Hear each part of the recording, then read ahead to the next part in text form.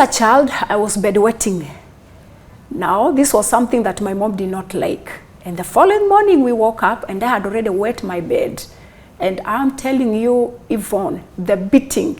Now, that was the beginning of a journey of beatings. My mom used to beat me every day, just like medication. And it went to an extent that my mom was using a rolling pin. And you see now this hardwood rolling pin, yeah? She could come with it and she could tell me to put my toes on the floor, the rough floor, there were no tiles. And she could hit my toes, against the floor. And she could look for the joints, these joints, these joints, these joints. She could hit me on the joints.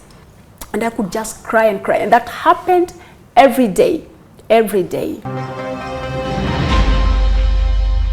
Do you ever wonder whether the wounds that we harbor inside our hearts affect our children? Now today we're going to learn about how these wounds affected a child.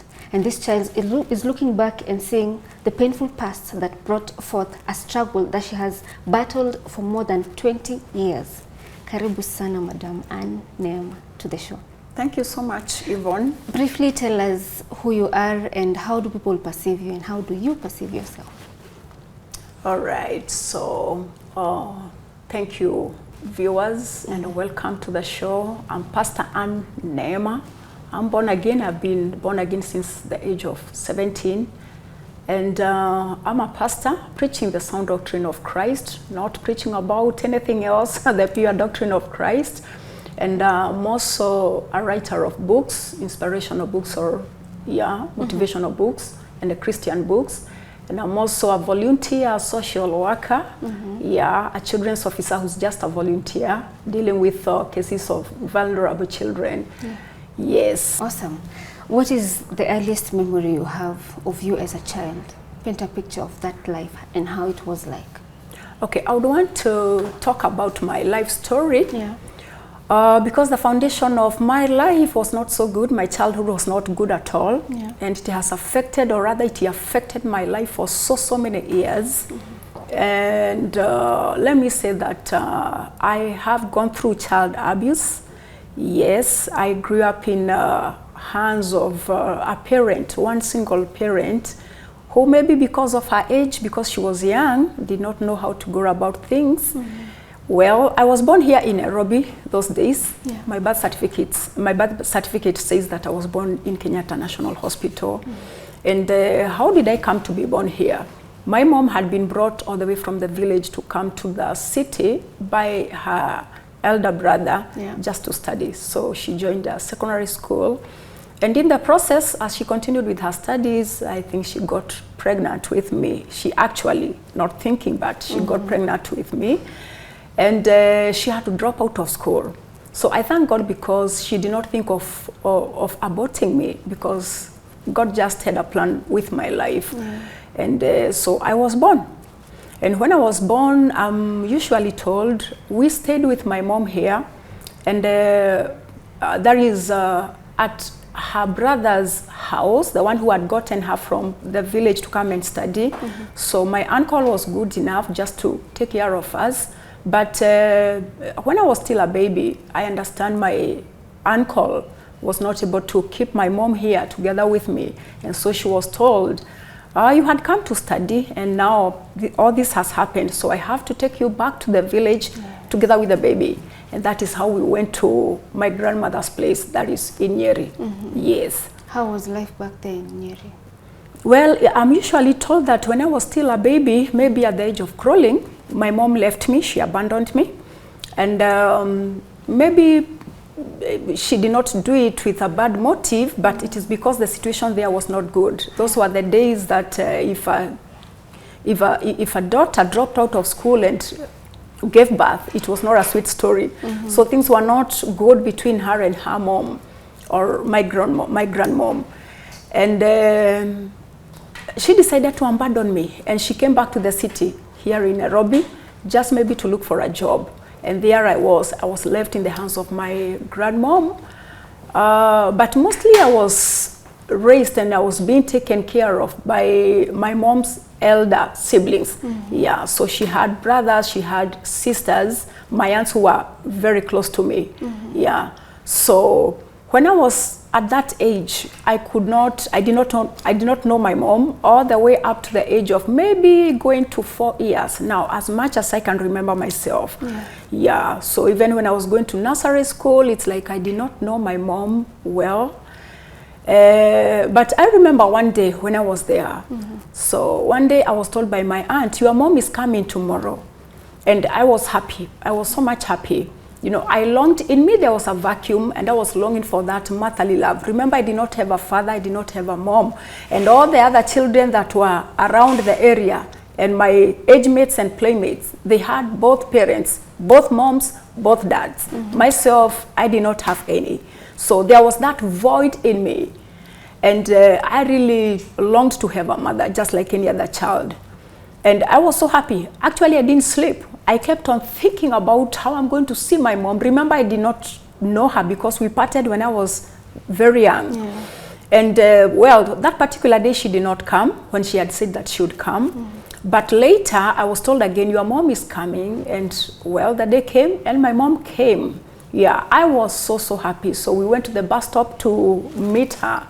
And there she was. I was just imagining, who's this woman? Who's my mom? How does she look like? Yeah, so she came. She was a very beautiful young lady, light-skinned, not like me. Myself, I'm chocolate.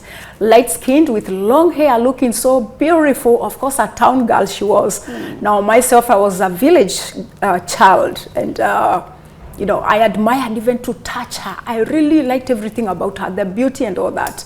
But I noticed that there was no joy in her, the joy of seeing me. So there was no joy.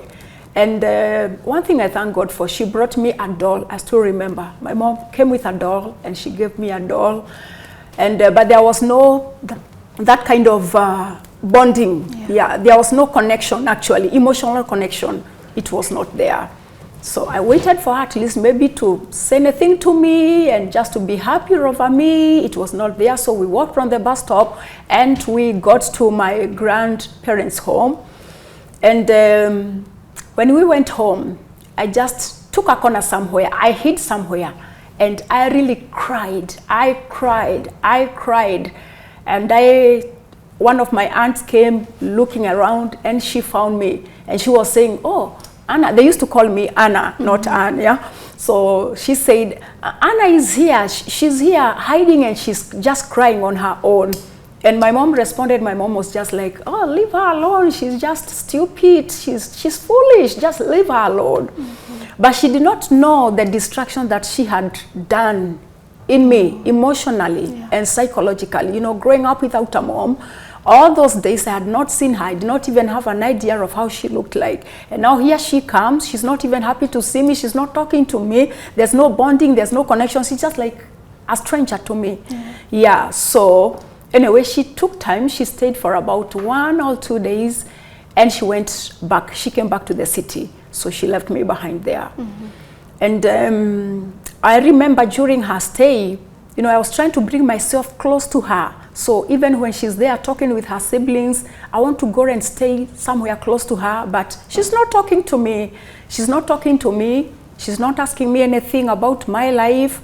And I was keeping distance, but inside me, I wanted at least even a hug from her. So that did not happen. And she took time again. And another day I was told, your mom is coming. So again, I was so happy. Now this time when my mom came, I don't know if she came again in between, I cannot remember. But now this time I remember very well, I was told, your mom is coming again. So this time she was coming with a baby boy.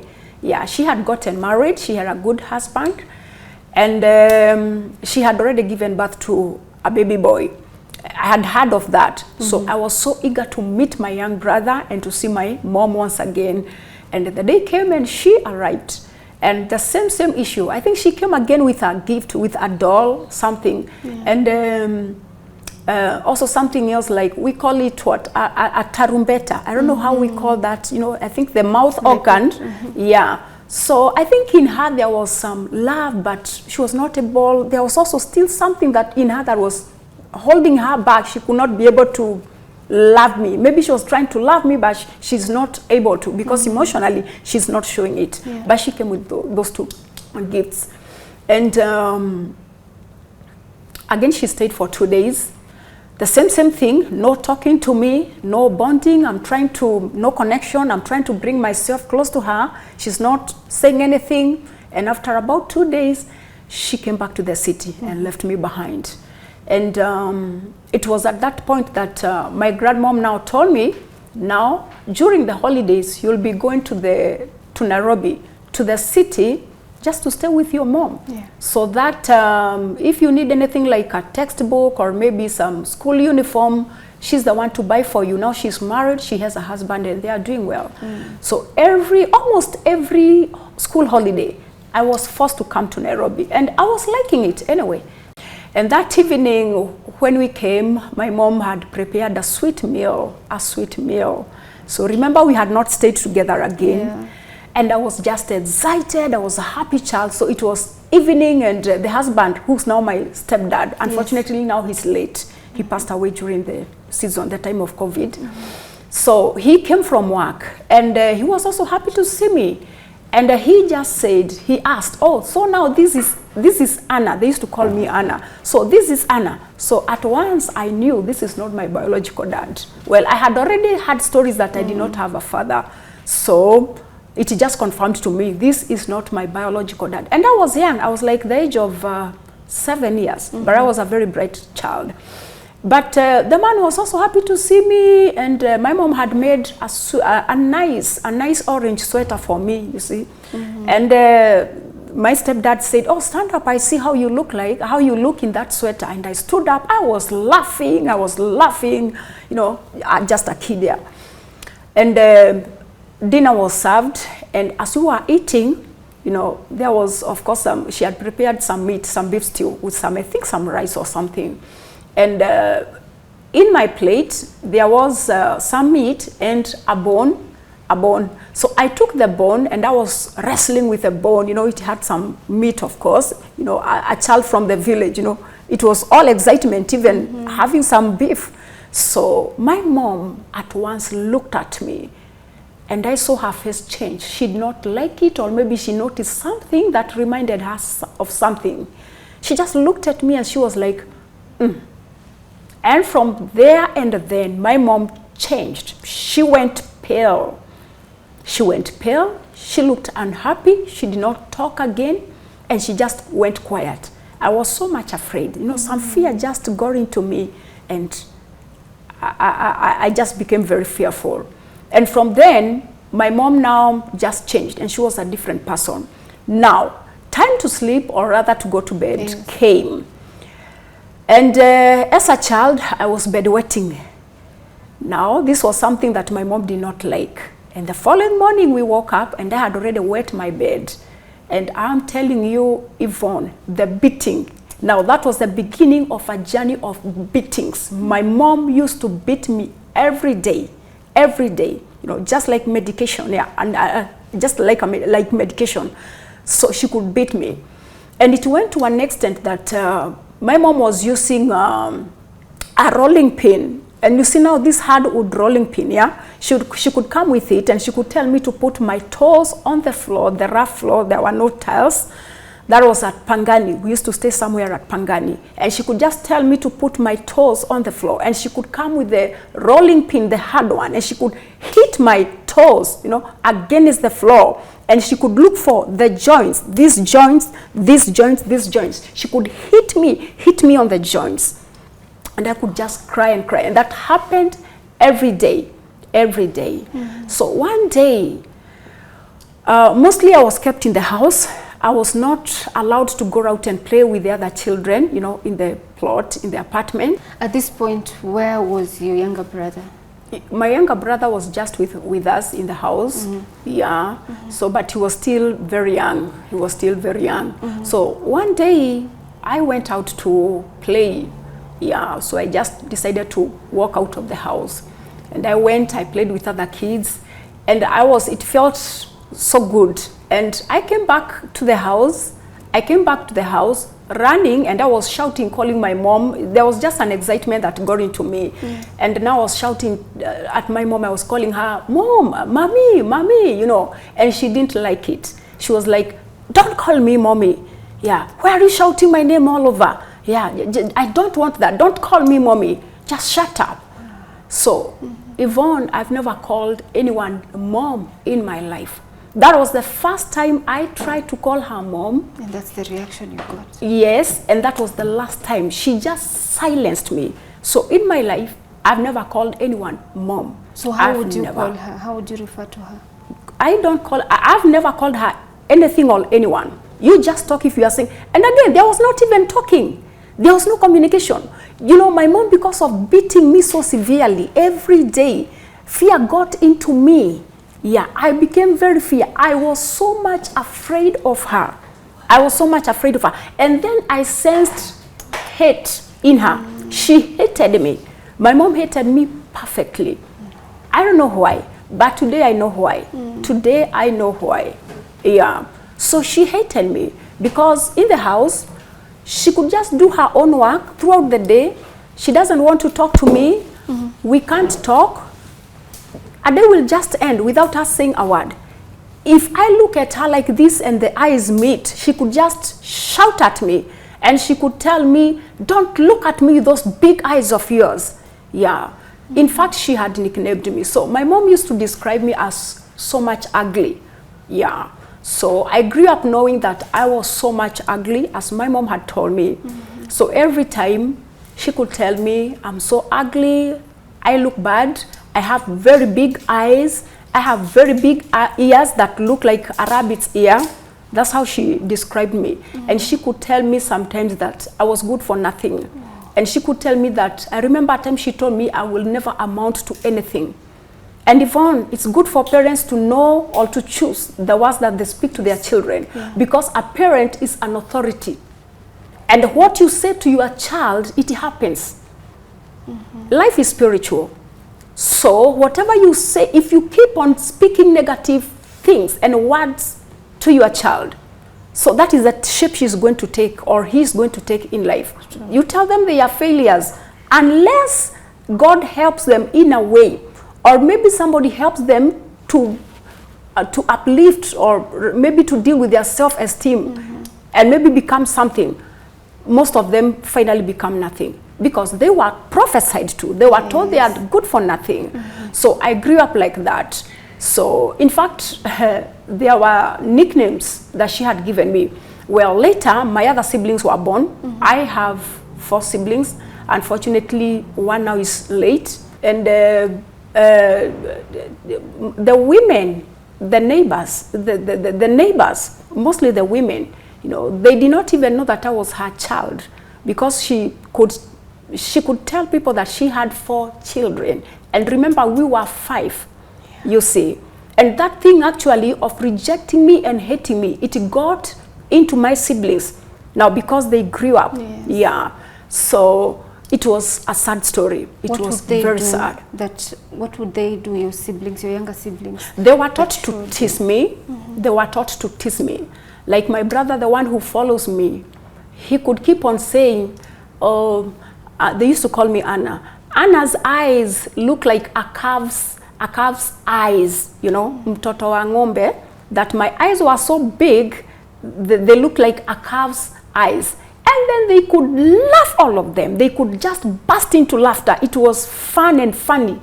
Yes. To them, it was actually fun. Yeah. And that lowered my self-esteem. I hated myself. Yeah. I felt like nothing. I could just look down. Remember, I could not even look at my mom like this because every time I looked at her, she could shout at me. She could scold me. Yeah. And she could tell me how big my eyes were. So I grew up looking down like this. If I'm not looking down, I'm maybe pretending to be looking at the wall, just staring at nothing. Yeah. Did this affect your performance in school? One thing, God was so good to me because I was a very bright child. Yeah, my performance in school was not affected. I think I was born naturally bright. Yeah, so I was very bright. So that did not affect my academic work, or rather my learning. but it affected me psychologically. Yes. Because I even fell into a depression that was later being treated at Thika District Hospital later, much later when I left home. I kept on coming until when I was in class 6.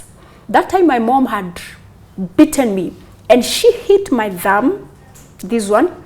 I was not able to write for almost a whole term. It's like it was broken. So it was at that point that I talked to my grandmom and I told her, this is what mom does to me and I don't want to go anymore. And my grandmom was understanding and she told me, okay, now you want to be going. At what point did you decide to walk out of this family and start life by yourself? Okay, that was after I cleared Form 4. Yeah, after I cleared Form 4, I realized that the problem of bedwetting was not to come to an end in such an environment. Yeah. So, and again, it was shameful. I'm done with school. I'm a big girl. I'm still bedwetting. The neighbors know about it. The children out there, they see me, you know, carrying out my mattress and all that. And it didn't look good to me. So it affected me. So I knew this problem will never come to an end. And one day, I remember after school, there was a wedding. I felt that now it is time to leave this place. Now, it happened that one of those Saturdays, when I was still thinking of how to move out of this house, not knowing where to go, there was a wedding in the church where we used to, I used to fellowship. That was Deliverance Church Isili under Bishop Tumising those days. So one of the choir members was getting married and I really loved her singing. So I decided I would attend the wedding, but I had to ask for permission from my mom. So I thought she would refuse and I just decided to pray and fast and just now go and ask her for permission. After my prayers and fasting, I faced her and I told her there's a wedding on Saturday. I want to attend that wedding. And I went. She told me, just do your work, wake up, do your work. After that, just attend the wedding. Yeah, but make sure you are here by 6 in the evening. So I went. In the evening, it was a bit past the time. It was not 6, it was 6:30 when I got back home. And things did not go well with me. So my mom again, she took the rolling pin and she beat me and she was scratching me all over and she was beating me and she was beating me. I was 30 minutes late. And that evening, I felt enough is enough. I was well prepared. I had already packed my bag. And an aunt of mine, a sister to my mom, who was also staying in the same apartment with her husband, the husband had given me 100 shillings that morning. I could go to their house and help them with some work. So I knew that I had 100 shillings somewhere and I could use it for fare. So after that kind of beating, my mom told me, I'm just going to the shops. I'm coming back right now. Just prepare, peel the potatoes, prepare the cabbage. I'm just coming. So I didn't know if she was coming to attack me further. And at that point, I felt enough is enough.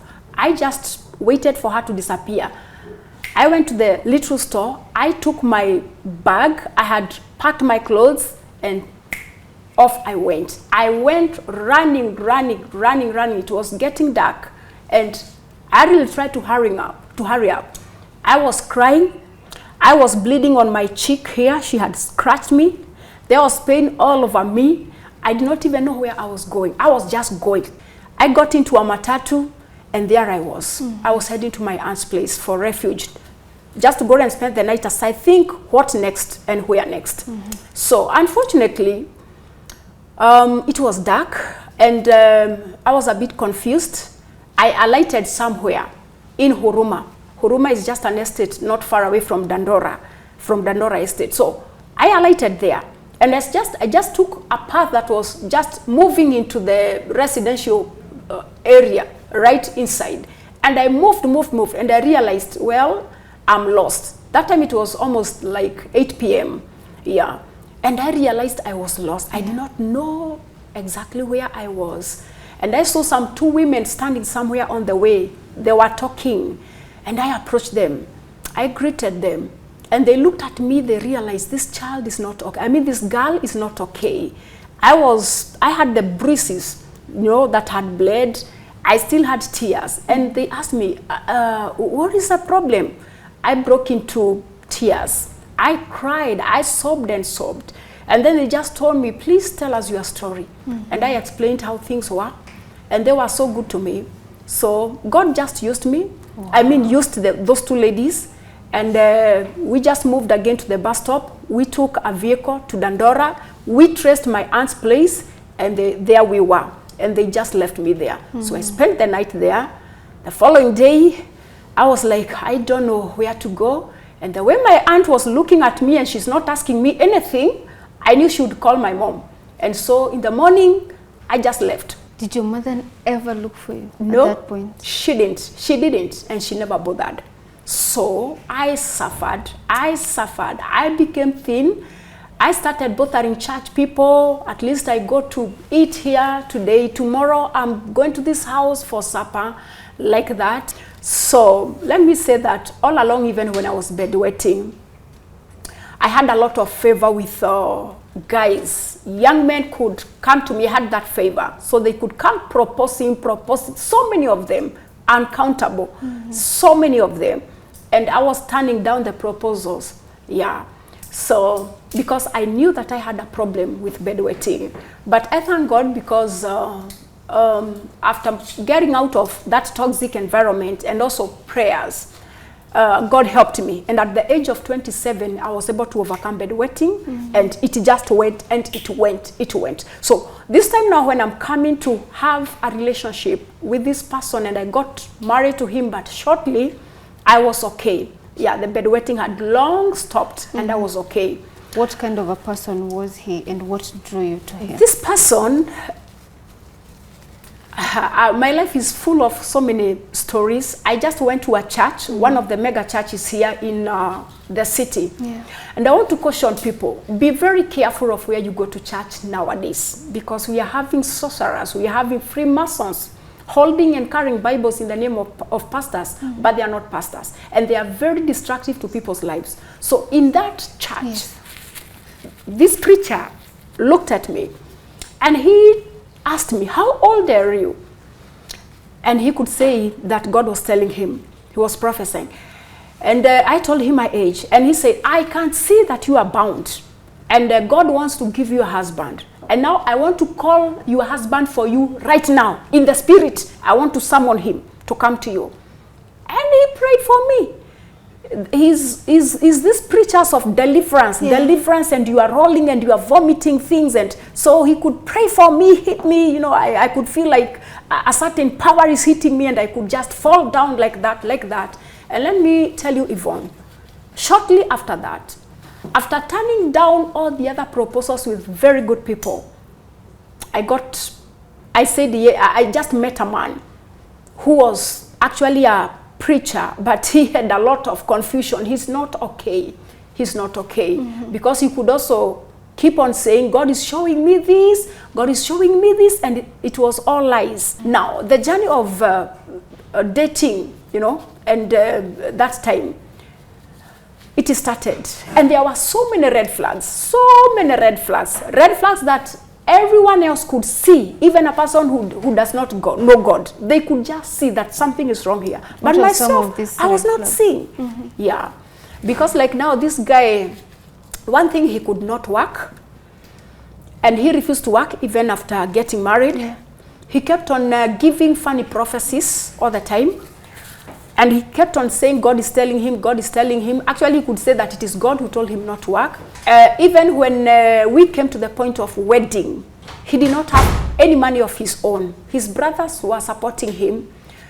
He was still staying with his parents in Eastlands. And even on the day of the wedding, he did not have a house. So even when we were coming from honeymoon, we don't have a house. There's nowhere we are going.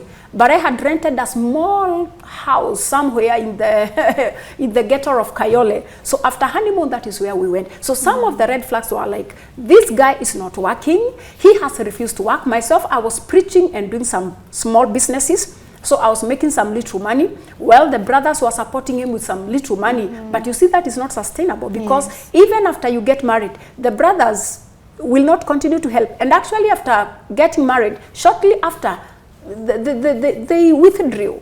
They withdrew. Who supported you? You did a church wedding? Yes, we did a church wedding. So I called most of my friends, and we formed a committee that was not well able to maybe raise money. But I thank God, because the last week of preparations for the wedding, there is a friend of mine, a pastor in America. He's like a foster dad to me. And we just talked through email. And I told him how the situation was. And he asked me, how much do you need for your wedding? And I told him, and he sent us the money. Wow. So do you see, it's like I'm marrying myself, because everything is coming from my end, you see. So we do a wedding, and we don't have a place to go to. And we decided, okay, let us move to my small room in Kayole. And that's where we went. And that's how life started. That is how life started. So this guy, I'm trying to tell him, please, even together with preaching, let us work. So shortly I became expectant with my child. I only have one child who's now 13 years old. She's a darling to me. So I was expectant. This guy, I'm asking him, how will the bill, you know, when I go to deliver, how is the bill going to be paid? How are we going to raise our child? What are we going to be eating? And the guy is like, no, God will just do his miracles. God will just do his work. You know me, I'm called to work, to preach only. I'm just, yes, called to preach. But is the church supporting you? Are you getting any support from where you are going to preach? There was nothing. There was nothing. So I suffered. I started another journey of suffering. I suffered a lot. I remember it was in the 7th month of expectancy that I managed to get 20 extra shillings to go at least to a city council, you know, facility, you know, to start what we call the prenatal care, that one, those clinics, the prenatal clinics, at the 7th month, and I went through a lot of hunger, because the man could not even feed me. Of course, we could be thrown out of the house, and the brothers could send money. At times I could call my relatives. There is a time I was trying to bring my brother a bit close, even my sister, the one who follows him, a bit close to me that time. And I even called them to come and visit me now in my house where I was married. So at times I could call them, and my brother chipped in. I think once or twice. May God bless him for that. The guy now became even hostile. He was not abusive physically. He will never beat you up. No, he won't beat you physically, but he will put pain in you and fight you and beat you in other ways, emotionally. One thing is not contributing to anything. So even at the age of my child getting into school, I knew that he would not do anything. So myself, because I was preaching and I was doing some small businesses, I had put aside some money. I bought uniforms. I went and looked for a school for my daughter, for my little girl. I paid for the school fees. I did everything. But that morning, I just wanted to test him. And I asked him, now you know that our daughter is going to school, is being enrolled in a school today. So bring now the money that you have kept aside for her school fees, or maybe just to buy a few things for her, or maybe even the books. And the guy looked down and he was like, Sina kewanwan. Sina kewanwan. Kewanwan, Sina, I don't have anything. Yes, I don't have anything. So that was the story. All the time, keeping quiet, holding himself like this and saying, Sina kewanwan, just like that. So I don't have anything. You know what to do. Well, I enrolled my child and she got to school. At some point, Yvonne, I got so tired, because now there was that, you know, wrestling, you know, there was that wrestle between me and the guy. And I'm telling him, even me, I'm a preacher, but I also work. Yeah, I do business. Yeah, how can we live like this? And he could tell me, no. Now you came into my life to fight me. Me, I'm called to be like Moses, a servant of God. I'm not supposed to work. I'm only supposed to do the work of God. And I could ask him, even in the Bible, did Moses forsake his family because Moses had a family? Yeah. Did the Bible say that he did not take care of the family? Yeah. And at that point, I I told him, I'm going to introduce you to do some small businesses. Yeah. And there is this liquid soap here. Somebody had taught me how to do it. So I took him to where I was buying chemicals because I was doing the soap alone and I could just hook it and sell to the neighbors in the neighborhood. And I just took him there and I told him, now from today you are going to start making soap and sell also to your friends, and then we are going to combine that little money you make together with my money and we survive. And he reluctantly, because I pushed him, he agreed, but he could make his soap and pray the whole day.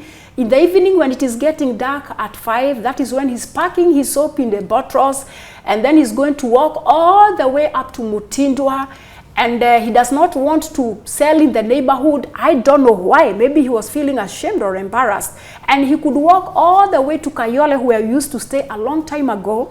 And by the time he's getting there, it's dark. There is no one to sell to. And he could just come back with his packed bottles, and maybe with like 100 shillings or 50 shillings. This is 100 shillings. Remember, there is capital in there. So things were bad. Things were bad. I was so ready to help this guy. And he refused. You know what he did? He packed his suitcase.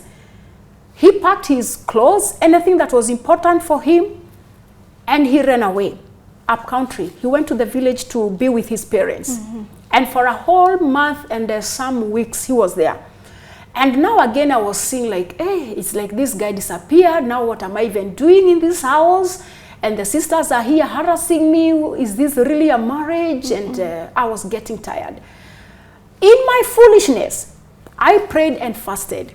And I decided I'm still going to give him another chance. I called him and I asked him, please come back. And he said, I don't even have the fare to come back. And I told him, please come back. And I'm going to be helping you out, financially. I'm going to introduce you maybe to another business or something that you can just make, you can just, in a way, to something that you are just going to make some little money for yourself. Well, I had to plead with him, and finally he came back. In fact, I promised him, I'm going to support you financially when you come back. And that is when he came back. So when he came back, it was even worse. It was even worse. But my eyes opened and I said, no, it's time to leave. And finally, I left. Finally, I left. He couldn't believe that I was leaving. The morning I left, because I just came with a handcart, I'm Kokoteni. I packed my everything. That is the time he now got, he just woke up and he was shocked. He was like, hey, you mean you are to leave? And I didn't even talk to him. I just packed. I did not even have a house where I was moving to. And he never came looking for you? No. And he was just staying next there, 10 minutes walk. At times, in fact, when I'm walking with my kid, maybe I'm taking my kid to school, my kid could see him and she was like, Mom, there is Dad. There is Daddy. And the guy just looks back, looks at us. He just walks away. How is your relationship between you and your family right now? And how did you come to terms with the trauma and heal? Yeah, so talking of my healing journey, it has taken a long time. Well, it doesn't just take a day, Yvonne. It takes a long way. So gradually, I just started to heal. And one of the motivations of my healing, it is because I refused to be put down. I decided to renounce and to believe otherwise about the words or against the words my mom used to say to me, that you are good enough for nothing. And I had hated myself. So I decided to think positively and to look at myself positively. And I said, I'm not good for nothing. Yes. I'm not good for nothing. So I started to put myself, I refuse to be put down. And I want to tell people, don't let anyone define you. Let them not tell you that you are what they think you are. You are what you think you are, and that's what true. God says you are according to his word. Yeah. So motivating myself.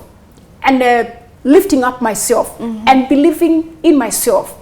That is how I started to heal and to look at myself positively. In fact, all through, especially in my childhood, I had believed that I was so ugly. I had believed that I was good for nothing. Yeah. So my mind had captured and had recorded, and it was stamped in me, you are good for nothing. In fact, I could just withdraw. If we are in a group and we are asked to do something like maybe to sing, I just move to the back because I know that I'm not able to do that. But inside my heart, something was telling me, you can, you are able to.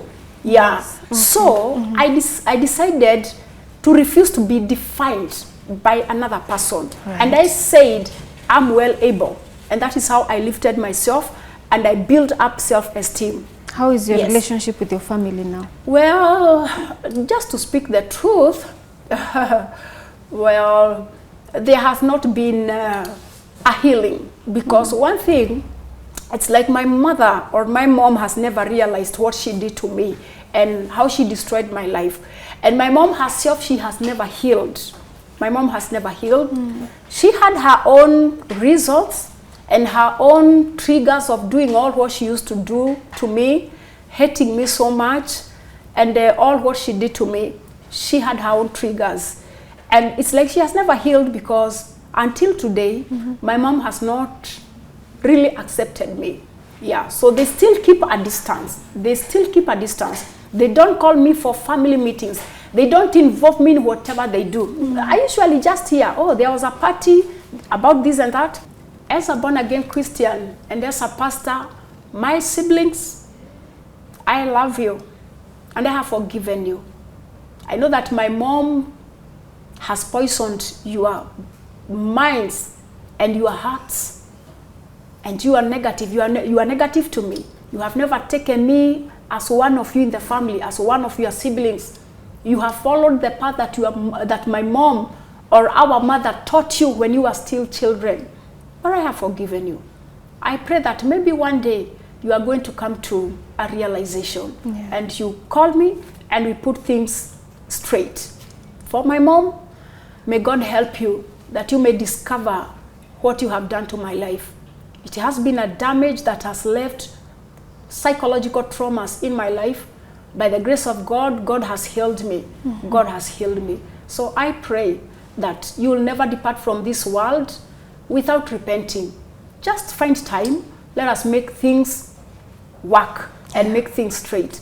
I love you, my mom. Even if you don't want me to call you mommy, I don't have any other, so I will still refer you as my mom, and I give you that respect. May God bless you. Why did you choose here to speak up about your struggles, first with bedwetting and your marriage? What is the push that made you come to the public with this information? Okay, the reason why I usually do this, because actually this is not the first platform to do this. I've gone to other platforms and I usually do that out there as a motivational speaker. It is because I want to encourage somebody out there, and I want to teach somebody out there, and I also want to heal the heart of somebody out there who has been in abuse. Some people have been in child abuse, others have also been abused in marriages, and that is the reason why, that is my motivation, that is the reason why I speak out. And by the way, as I speak out, as I reach out to people, as I talk to people, I have seen God use me to heal so many lives, so many phone calls that come to me, telling me, oh, Pastor, I didn't know that maybe there was somebody else who has gone through what I'm going through. And if you made it, I know that I'm going to make it. I've had people who have called me, and they are telling me, Pastor, and actually they call me sobbing, crying, and they are telling me, Pastor, I couldn't understand myself. I have not been understanding why I abuse my child or why I turn my anger on my child. But now I have learned it is because of what the father did to me, the way the father impregnated me and just left me suffering and doesn't care for the child. Yes, so I project the anger onto my child. How can the people who are watching your story right now, in your advice, how can they reach you? Okay, you can get me on my number, WhatsApp, or even calling, but at times calling can be, you may not get me always, but you can also call, or maybe text me, or also on WhatsApp. I want to give my phone number. That's okay. 0721 93 8839. 0721 93 8839. Yeah, you can get me on that number. And I have a YouTube channel, and I would want to welcome you to my YouTube channel.